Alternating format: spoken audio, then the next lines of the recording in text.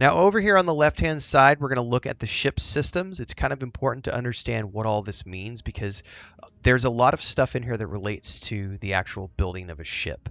So as an example, the hull is how many hit points your ship has. That's beyond the shields. So your shields can take a certain amount of damage. Once those go down, your hull starts taking damage. The better the hull, the more hit points you can have. So obviously, the better reactors have better hulls. The better hulls give you more hit points. You're better to go.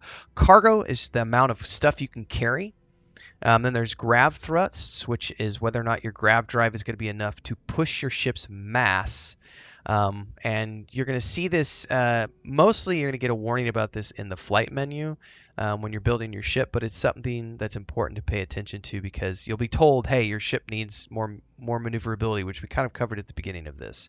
And the maneuverability itself is how basically your engines are versus your ship's mass, which determines how quickly you're going to turn your ship. All of these things are related to your reactor, your grav thrust, the mass of your ship, and everything else. And the mass is obviously how much your ship weighs, which affects a ton of other systems, such as the grav drive, the landing gear, and all these other things. All of this adds up to increase your overall mass and hull. And then at a certain point, basically you're going to need to upgrade the engines and the grav drive itself to be able to handle all of the additional weight that you're putting onto the ship because everything requires power to operate, which then ties back to the reactor, which ties back to the fact that you need your piloting rank as well as your upgrading rank ranked up so that you can install the modules that are going to be capable of driving the mass of the ship that you're trying to build. Something to pay attention to.